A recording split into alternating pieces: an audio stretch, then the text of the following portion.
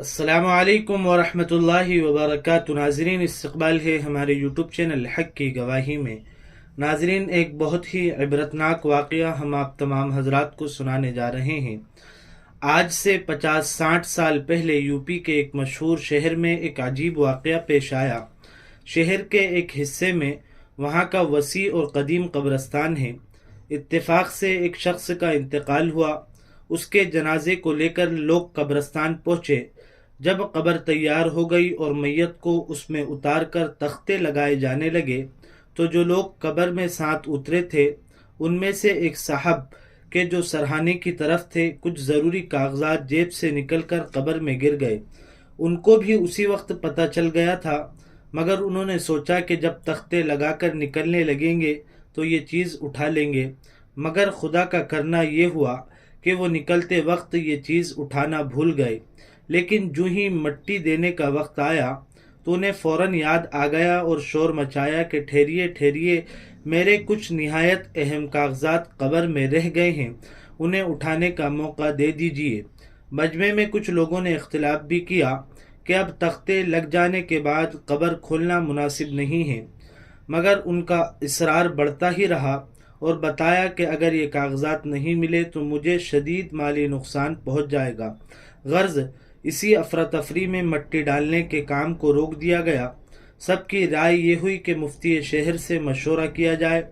چنانچہ صاحب معاملہ اور دوسرے لوگ مفتی شہر کے پاس پہنچے اور سارا واقعہ بیان کیا۔ مفتی صاحب کی رائے یہ ہوئی کہ جن صاحب کا سامان قبر میں رہ گیا ہے، صرف وہی اسی جگہ کا تختہ ہٹا کر اپنا سامان اٹھا لیں جہاں ان کے خیال میں وہ سامان گرا ہے۔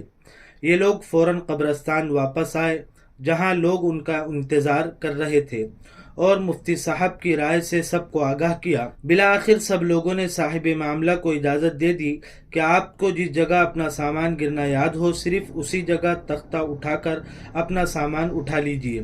انہوں نے کہا، مجھے اچھی طرح یاد ہے کہ وہ سرہانے گرا تھا۔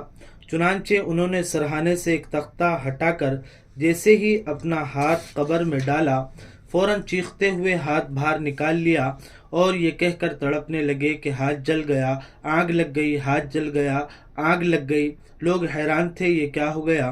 جیسے تیسے مٹی ڈال کر قبر تو بند کر دی گئی اور لوگوں نے ان کے ہاتھ کو اچھی طرح دیکھنا شروع کیا۔ بظاہر وہ ہاتھ تو صحیح سالم تھا اور کسی طرح کے جلنے کی کوئی علامت نہ تھی۔ لوگوں نے ان کو سمجھایا کہ بھائی، تمہارا ہاتھ تو بالکل ٹھیک ہے، پھر تم کیوں اتنا تڑپ رہے ہو؟ لیکن ان کی چیخ کے سامنے کسی کی کوئی بات نہ چل سکی۔ اسی عالم میں چارپائی پر ڈال کر لوگ ان کو ان کے گھر لائے اور یہاں بھی بے قراری اور تڑپ کا وہی حال تھا۔ لوگوں کی رائے یہ ہوئی کہ کسی اچھے ڈاکٹر کو دکھایا جائے۔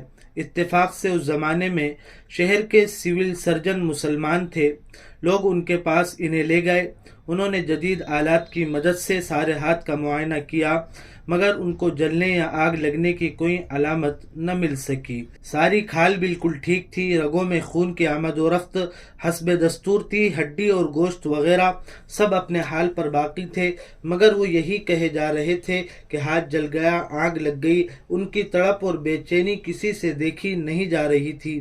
وہ چیخ رہے تھے، پکار رہے تھے، جو سارے گرد و پیش اور آس پاس کے لوگوں کو ہلا کر رکھ رہی تھی۔ سول سرجن اور ان کے ڈاکٹروں کی پوری جماعت حیران تھی اور سارے عزیز و اقارب بھی حیران تھے کہ یہ کیا معاملہ ہے۔ اسی طرح وہ شخص 3 دن تک اور 3 رات تک تڑپنے کے بعد اپنے مالک حقیقی سے جا ملے۔ اس واقعے سے ہمیں شدید ترین عبرت لینی چاہیے کہ ایک آنکھ کا معمولی سی جھٹکا ہم برداشت نہیں کر سکتے تو اگر خدا نخواستہ ہمارے حق میں جہنم کا فیصلہ کر دیا گیا تو جہنم کی شعلے دار آگ ہم کیسے برداشت کریں گے؟ اللہ پاک ہم تمام کی عذاب قبر سے حفاظت فرمائے۔ اللہ پاک نیک اعمال اور عمل صالحہ کی ہمیں توفیق و سعادت مرحمت فرمائے۔